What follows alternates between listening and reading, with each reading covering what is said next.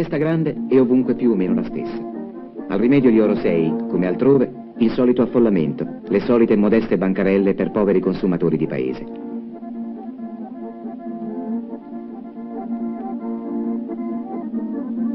Gli aspetti di gioioso godimento comunitario che caratterizzano queste feste e che noi definiremmo laici sono invece considerati dalle antiche culture rustiche come manifestazioni appartenenti all'ambito della vita religiosa. Profano e sacro, pagano e cristiano si mescolano nelle forme così peculiari di questo cattolicesimo rurale. Anche qui si viene a sciogliere le promesse fatte durante l'anno. Gli ex voto di cera, che ripetono con ingenua monotonia immagini umane e parti anatomiche, sono puntualmente accompagnate da biglietti col nome del donatore.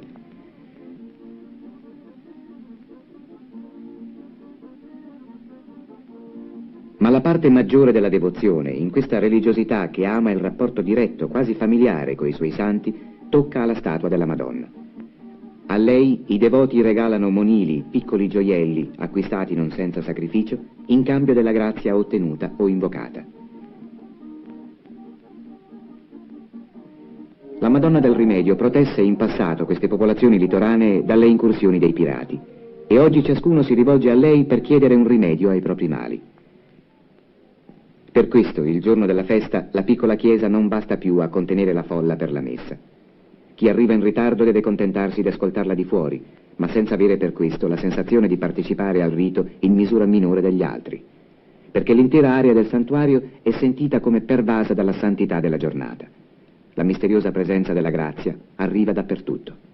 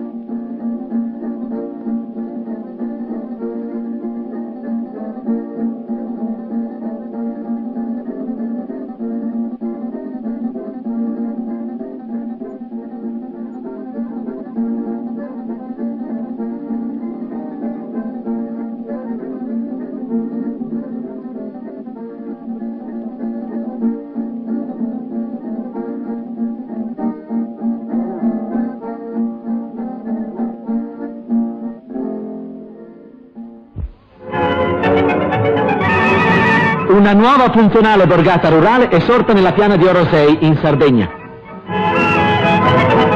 Nata per il finanziamento della Cassa del Mezzogiorno, che da anni si impegna a risollevare le economie agricole delle baronie, si chiama Sossalinos. Il ministro Pastore ha voluto essere il padrino di questo semplice battesimo, del debutto di una di quelle infrastrutture che appaiono indispensabili al progresso economico della zona. Sempre per l'intervento della Cassa, ha confermato nel suo discorso il Ministro, sarà presto realizzata una diga sul fiume Cedrino, in modo da impedire le ricorrenti alluvioni.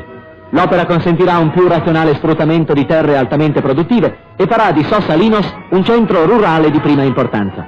Così il Governo e la Cassa del Mezzogiorno dimostrano una completa visione della politica di sviluppo delle zone economicamente e socialmente depresse.